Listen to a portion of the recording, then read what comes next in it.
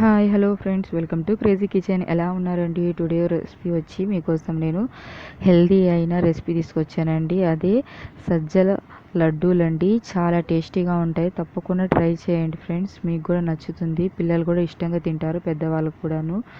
చాలా హెల్దీ అయిన రెసిపీ. చూడండి, ముందుగా అయితే సజ్జలను బాగా వాష్ చేసుకొని ఎండబెట్టి పెట్టుకోవాలండి ముందు రోజు. తర్వాత అయితే చూడండి, బాండల్లోకి వేసి బాగా వేయించుకోవాలండి. వీడియోలో చూపించే విధంగా బాగా సిమ్లో పెట్టి దూరగా వేయించేసుకోవాలన్నమాట.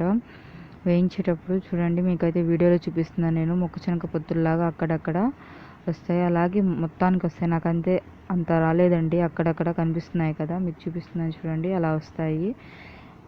ఇంకైతే అలా వస్తే మనం రెడీ అయిపోయినట్టే. పక్కన పెట్టుకొని చల్లారనివ్వాలి. తర్వాత అయితే మళ్ళీ బాండల్లోకి నేను రెండు బెల్లాన్ని వేసేసుకొని వాటర్ వేస్తున్నానండి పాకం కోసము. ఇప్పుడైతే ముందుగా మనము సజ్జలను వేయించుకున్నాం కదా, దాన్ని అయితే కొద్దిగా మిక్సీ జార్లో వేసుకుంటున్నాను. దాంట్లోకి 2-3 యాలకులు వేసేసి మిక్సీ పట్టేసుకుంటే సరిపోతుందండి.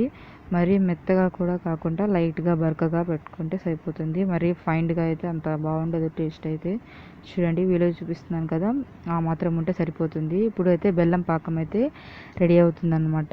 ఇంకైతే బెల్లానికి ఎడ్జెస్లో కొద్దిగా లైట్గా మట్టిలాగా వస్తే నేను తీస్తున్నాను, చూపించాను కదా. ఇప్పుడైతే సజ్జ పిండి మిక్సీ పట్టేసింది కొద్దిగా వేసి ఈ పాకంలోకి బాగా మిక్స్ చేసుకోవాలండి.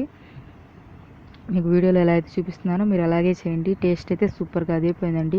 నాకు కూడా ఈ లడ్డూలు ఎలా తయారు చేయాలో నాకైతే తెలియదండి, మా అత్తగారు చెప్పారు, నేను చేశాను అనమాట. చాలా బాగుంది, టేస్ట్ అయితే సూపర్గా ఉందండి. ఇప్పుడు లడ్డూలలాగా చేసుకుంటే రెడీ అయిపోయింది.